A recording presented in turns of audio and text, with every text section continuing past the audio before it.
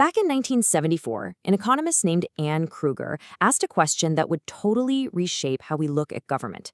What if the real cost of regulations isn't just about, higher prices? What if it's this massive, hidden drain on a country's talent and resources? She gave it a name, rent-seeking. And what she uncovered was a corrosive force in our economies, one that was way bigger than anyone had ever really imagined. So Krueger's paper kicks off with a really simple thought experiment.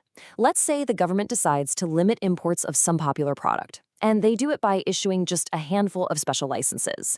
Now, these licenses are basically golden tickets. They are incredibly valuable. So what happens next? How do you decide who gets one? To get what's going on here, you need to know a key economic term, rent. And no, I'm not talking about what you pay your landlord. In economics, a rent is a kind of super profit that only exists because the government has created an artificial shortage. Think about it. If you have the license to import something, you can buy it at the low world price and then sell it for the much, much higher price at home. That massive difference you get to pocket, that's the rent. Okay, so this is where Krueger's really brilliant insight comes into play. See, before she came along, most economists saw this rent as just a simple transfer. Yeah, sure, consumers lose some money and the person with the license gets rich, but the money just moves from one person's pocket to another's. It doesn't just disappear. But Krueger said, hang on, not so fast. She argued the real economic damage wasn't the transfer itself, it was the massive, wasteful fight that happens when people compete to get that money in the first place. And that brings us to the very heart of her argument, the cost of all that competition. Because when there's a huge prize just sitting there, up for grabs, people don't just sit back and hope for the best. They fight for it. Krueger gave this fight a really powerful name, rent-seeking. And what it means is spending real resources. We're talking time, money, talent, not to create new wealth for everybody, but just to grab a bigger slice of the existing pie for yourself. It's a zero-sum game that adds absolutely nothing of value to society as a whole. So what does this competition actually look like in the real world? Well, the paper lists some pretty wild examples. Companies might build these huge factories they don't even need just because the government hands out licenses based on how big your factory is. They'll hire armies of expensive lawyers and lobbyists to try and influence government officials. All of this activity just burns through real resources that could have been used to, actually make things. This waste is really the core of Krueger's theory. As she puts it in this crucial quote, this kind of competition means the entire economy ends up operating inside its transformation curve. You might know this concept better as the production possibility frontier. Let's actually take a look at what she means. So let's visualize exactly what she's talking about. We're going to go inside the frontier to really see this economic waste in action. This graph from her paper just says it all. That outer curve, that represents the absolute maximum potential of the economy if every single resource was used productively. But because so much labor and capital are being siphoned off into this wasteful rent-seeking, the economy isn't on that curve at all. It's stuck at point L, deep inside of it. Society is producing less food, less clothing, less of everything, all because its resources are being burned up in this scramble for government-created prizes.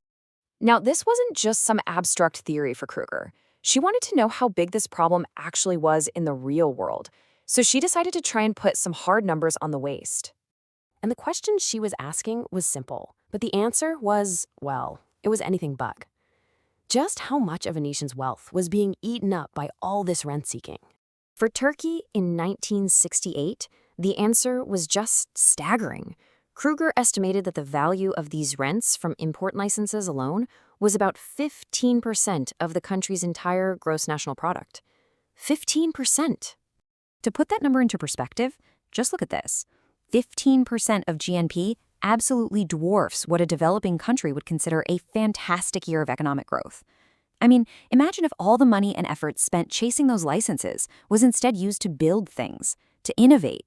You'd be talking about several years' worth of growth all at once. Rent-seeking is like this massive hidden anchor dragging the entire economy down. And Turkey wasn't some isolated case. Her analysis of India in 1964 came up with a similarly shocking figure. The value of rents there was estimated to be 7.3% of the national income. So this analysis isn't just an academic exercise. It leads to a really clear and powerful policy implication, especially when you compare two of the most common ways that governments restrict trade. Okay, so let's look at a tariff versus a quota.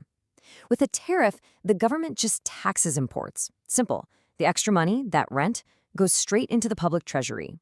But with a quota, the government limits the quantity, and that rent becomes a jackpot for whatever private company gets the license. So by creating that prize, the government also creates this huge, wasteful scramble to win it.